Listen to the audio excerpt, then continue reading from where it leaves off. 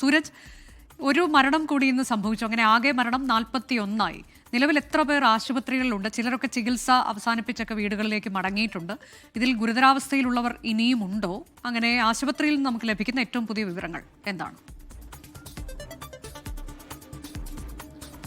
അനുജ, 65-കാരി വസുകയാണ് ഇന്ന് പുലർച്ചയോടുകൂടി മരിച്ചത്. ഈ മെഡിക്കൽ കോളേജ് ആശുപത്രിയിൽ ചികിത്സയിലിരിക്കുകയായിരുന്നു. അതിനിടയിലാണ് ഈ അന്ത്യം സംഭവിക്കുന്നത്. പോസ്റ്റ്മോർട്ടം നടപടികൾ പൂർത്തിയാക്കി മൃതദേഹം ബന്ധുക്കൾക്ക് വിട്ടു നൽകുകയും ചെയ്തു. പക്ഷേ ഇപ്പോഴും 7 പേർ അതീവ ഗുരുതരാവസ്ഥയിൽ തുടരുന്നു എന്നുള്ളത് തന്നെയാണ് ഈ സർക്കാർ വൃത്തങ്ങളിൽ നിന്നടക്കം ഔദ്യോഗികമായി നമുക്ക് ലഭിക്കുന്ന വിവരം. ഈ കരൂർ മെഡിക്കൽ കോളേജിലാകട്ടെ, അതോടൊപ്പം തന്നെ സമീപ സ്വകാര്യ ആശുപത്രികളിലൊക്കെ ഇപ്പോഴും ഈ പരിക്കേറ്റ ആളുകൾ ചികിത്സയിൽ തുടരുന്നുണ്ട്. അതിൽ കുറച്ച് ആളുകൾ ആശുപത്രി വിട്ടതൊഴിച്ചാൽ ബാക്കിയുള്ളവർ ഇപ്പോഴും ചികിത്സയിൽ തുടരുന്നു എന്നുള്ളതാണ് നമുക്ക് ലഭിക്കുന്ന വിവരം. അതോടൊപ്പം തന്നെ ഇന്ന് നിർമ്മല സീതാരാമൻ അടക്കമുള്ള കേന്ദ്രമന്ത്രിമാരായിട്ടുള്ള നിർമ്മല സീതാരാമനും എൽ മുരുകനും അടക്കം ഈ കരൂർ മെഡിക്കൽ കോളേജ് ആശുപത്രിയിൽ കഴിയുന്ന ആളുകളെ സന്ദർശിക്കുകയുണ്ടായി, സംഭവ സ്ഥലം സന്ദർശിക്കുകയുണ്ടായി. ഏകാംഗ കമ്മീഷനും ഇന്ന് ഈ മേഖലയിലെത്തി സിറ്റിംഗ് നടത്തി. ഈ രാവിലെ തന്നെ ഏകാംഗ കമ്മീഷന്റെ പ്രതിനിധി എത്തി ഈ അപകടം നടന്നതിന് സമീപത്തുള്ള വീടുകളിലെത്തി അവരുടെ അടുത്ത് വിവരശേഖരണം നടത്തി. അതോടൊപ്പം തന്നെ 5 പേർ മരിച്ച പുതൂരിലെ ഊരിലെത്തി അവരുമായി സംസാരിച്ചു, ഗ്രാമത്തിലുള്ള ആളുകളുമായി സംസാരിച്ചു.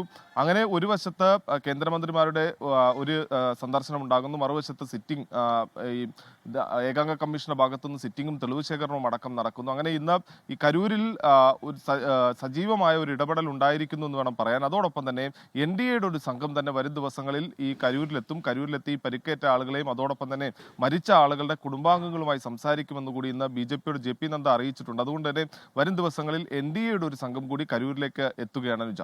അതിനിടെ ഒരു കാര്യം കൂടി സൂരജ്, അതുകൂടി നമുക്ക് പറഞ്ഞു പോകണം. കാരണം പലയിടങ്ങളിലും വിജയിനെതിരെ പ്രതിഷേധമുണ്ട്, പോസ്റ്ററുകളുണ്ട്. നാമക്കലിലും കരൂരിലും ഒക്കെ ഇത്തരം പോസ്റ്ററുകളുണ്ട്. വലിയ വിമർശനം. അദ്ദേഹം കൊലയാളി എന്ന് വിശേഷിപ്പിക്കുന്നു, അറസ്റ്റ് ചെയ്യണം. അങ്ങനെ ആ തരത്തിൽ വലിയ പ്രതിഷേധം കൂടി ഒരു ഭാഗത്ത് ഉയരുന്നുണ്ട് അല്ലേ?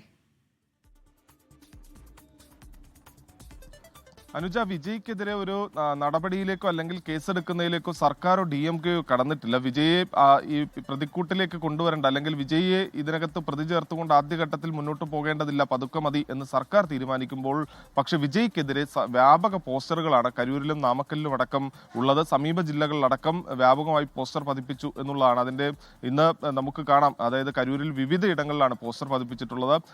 തമിഴ്നാട് സ്റ്റുഡൻസ് യൂണിയന്റെ പേരിലാണ് ഈ പോസ്റ്ററുകൾ. അതിൽ പറയുന്നുണ്ട് ഈ വലിയ ദുരന്തം വരുത്തി വെച്ച് രക്ഷപ്പെട്ടയാളാണ് വിജയ് എന്നുള്ളതാണ് പറയുന്നത്. അതുകൊണ്ട് തന്നെ വിജയെ അറസ്റ്റ് ചെയ്യണം എന്നുള്ളതാണ് ഈ പോസ്റ്ററിൽ ആവശ്യപ്പെടുന്നത്. അങ്ങനെ ശക്തമായ പ്രതിഷേധങ്ങൾ അത് വിജയ്ക്കെതിരെ രൂപപ്പെടുന്നുണ്ട്. ഇന്നലെ പ്രത്യേകിച്ച് കരൂരിലടക്കം പ്രാദേശിക ഹർത്താലായിരുന്നു. അതിനെല്ലാം ജനങ്ങൾ ഒരുപോലെ പിന്തുണ നൽകുന്നതാണ് കണ്ടത്. അതിന് പിന്നാലെയാണ് ഇപ്പോൾ വിജയെ അറസ്റ്റ് ചെയ്യണം എന്നാവശ്യപ്പെട്ടുകൊണ്ട് പോസ്റ്റർ പതിപ്പിച്ചിരിക്കുന്നത്. അതാണ് വളരെ പ്രധാനപ്പെട്ട വിവരങ്ങളാണ് കരൂർ അപകടത്തെ തുടർന്ന് ഇന്നിപ്പോൾ പുറത്തു വന്നിട്ടുള്ളത്.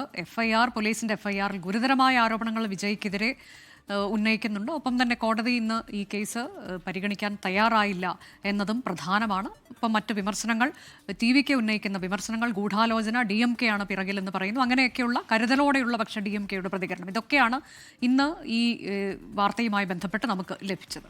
ലോകത്തെവിടെയായാലും ഏത് സമയത്തും 24 വാർത്തകളും ഓഗ്മെന്റഡ് റിയാലിറ്റി പാക്കേജുകളും എക്സ്പ്ലെയിനറുകളും വിശദമായി കാണാൻ ഞങ്ങളുടെ YouTube ചാനൽ നിങ്ങൾക്ക് സബ്സ്ക്രൈബ് ചെയ്യാം.